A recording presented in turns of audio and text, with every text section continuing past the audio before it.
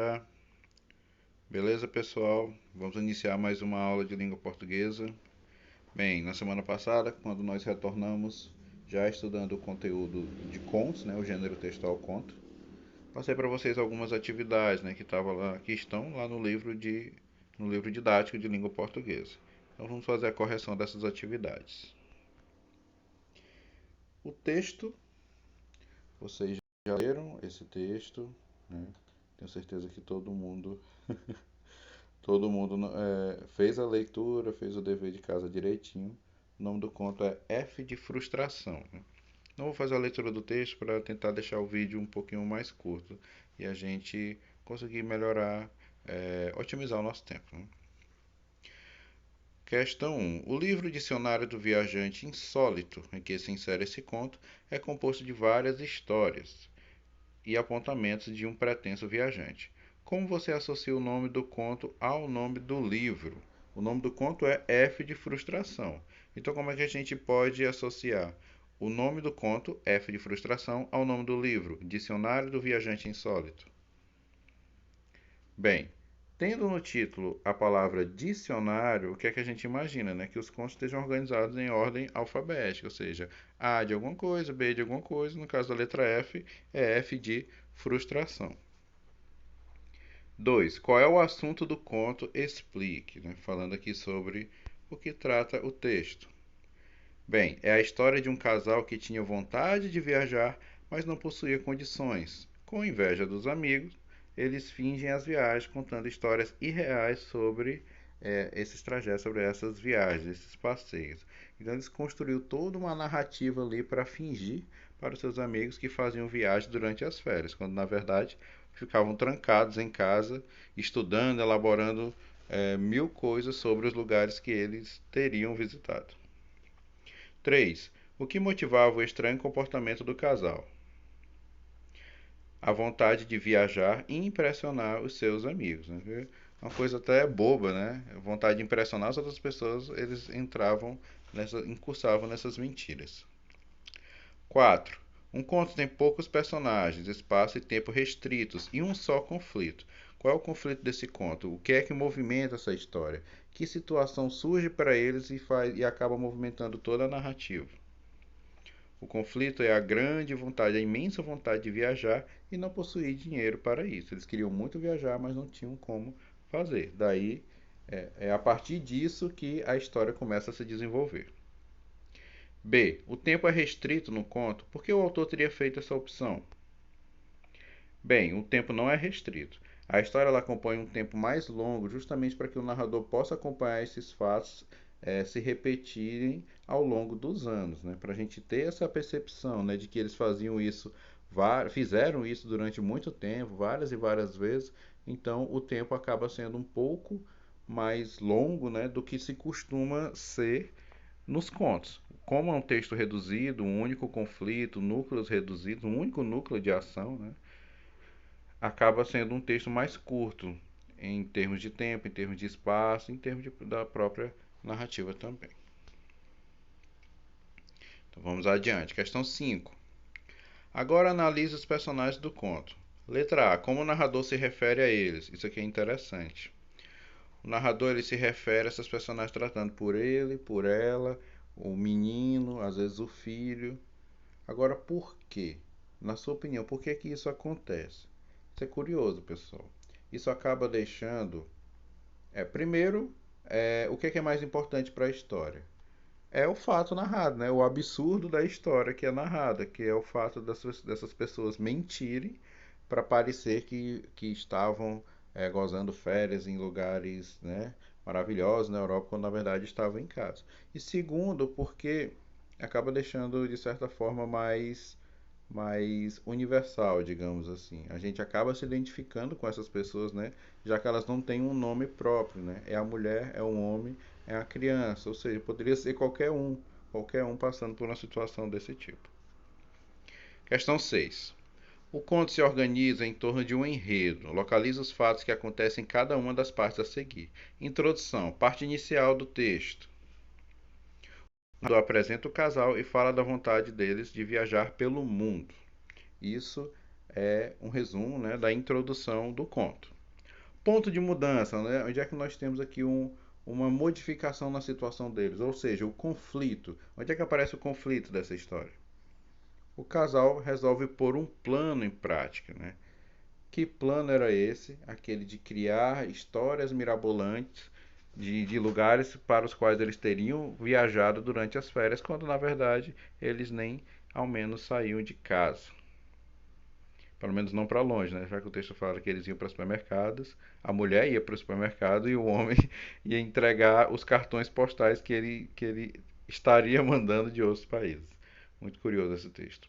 Desenvolvimento. Desenvolvimento, né, que é a complicação, é tudo aquilo que acontece no texto narrativo de forma geral, não só nos contos, tudo aquilo que acontece em consequência do conflito. Então aqui, pessoal, o que é que a gente pode citar? É a maior parte do texto, então não dava para copiar tudo, né? Mas a gente pode citar alguns trechos.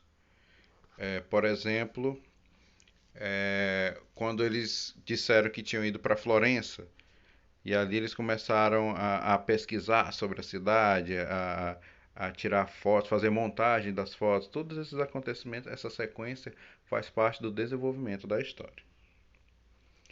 Desfecho, parte final do texto, né? O encerramento, é onde nós geralmente encontramos a resolução do conflito. Bem, a mulher, o que é que acontece? Ela acaba se apaixonando por um piloto de avião, que promete viagens reais para ela, ou seja, ela ia realmente viajar a partir desse momento. Então, ela se separa do seu marido e acaba com esse fato curioso, né, de inventar essas histórias sobre essas viagens. Continuando, questão 7. Você acha que o desfecho do conto surpreende o leitor? Por quê? Qual era a expectativa? O que é que vocês imaginavam antes de chegar ao final do texto? O que é que vocês imaginavam que ia acontecer com essas personagens? Como é que vocês imaginavam que essa história ia acabar se desenrolando? Bem, eu tinha umas expectativas, né? Não sei quais as de vocês. Então vocês acham que isso surpreende? Aqui é a resposta pessoal. Sempre que a resposta é pessoal, eu dou a minha resposta, né? A minha visão. Para mim, pelo que eu comecei, né, na leitura do texto, a mim surpreendeu. Por quê? Eu até imaginei que eles fossem contar mais algumas histórias para os seus amigos e poderiam acabar se atrapalhando, confundindo alguma coisa e serem descobertos. Fala no texto que nenhum dos dois tinha empregos que rendia muito dinheiro, né? Ele era um funcionário de uma empresa, funcionário de um cargo baixo, de uma empresa grande, mas um cargo baixo, e ela é uma professora primária, ou seja, professor, você sabe como é que professor ganha pouco, né? Então, eu imaginava que em algum momento eles pudessem ser descobertos, né? Por conta disso. Mas não, o que acontece é que ela se apaixona por um piloto, ironia do destino, se apaixona por um piloto e acaba se separando de seu marido para poder viver aquilo que ela tanto desejava, né? Que era viajar de verdade. Como você entendeu a última frase do conto? Só relembrar aqui para vocês. A última frase do conto é a seguinte: tem um diálogo entre o homem, né, e a sua esposa, no momento que eles estão se despedindo, né, que eles estão se separando. E ela diz assim: é verdade, confirmando. Vou ler o diálogo todo que é melhor, não só a última frase. A verdade, disse ele, é que me diverti muito com a história toda. Ela responde: eu também me diverti muito, ela diz. Fomos muito felizes em Florença, suspirou ele. É verdade. E aqui vem a última frase. Ela disse com lágrimas nos olhos e prometeu-se que nunca mais iria a Florença. Bem, ela não foi para Florença. Em nenhum momento eles viajaram para Florença. E aqui ela diz que nunca mais iria para Florença. Como é que vocês entenderam essa frase aí, hein, pessoal? Aqui a gente pode levantar a possibilidade, né? Talvez ela esteja falando, ela esteja reconhecendo aqui que se divertiu tanto, né, criando essa história dessa viagem para Florença, que se ela for realmente para a cidade, se ela realmente visitar Florença, talvez não seja tão divertido quanto a história que eles criaram. Então poderia rolar uma certa decepção da parte dela, tá entendendo? Então, imagino que seja por isso que ela tenha dito que ela tenha prometido a si mesma não ir para Florença. Questão 9. O narrador apenas narra a história ou participa dela? Ele é um narrador observador, que faz o relato sem se envolver, ou é um narrador personagem, que conta a história e participa dos fatos? Aqui ele apenas narra a história, ou seja, ele é um narrador observador. Questão 10. Ao final de cada página das histórias que constam no livro Dicionário do Viajante Insólito, o autor cita uma reflexão sobre viagens e o nome de quem a teria feito. Leia a seguir algumas delas e comente com o professor e os colegas aquela que você considera a que melhor se relaciona ao conto que você leu. Infelizmente a gente não pode fazer esse debate, mas vamos lá. Qual dessas 4 frases vocês acham que encaixa melhor para a história que é contada no conto? Mais uma vez, é uma resposta pessoal, então eu vou dizer a minha. Bem, a letra A não, viajar e conversar com séculos, eu não acho que se relaciona muito com esse conto.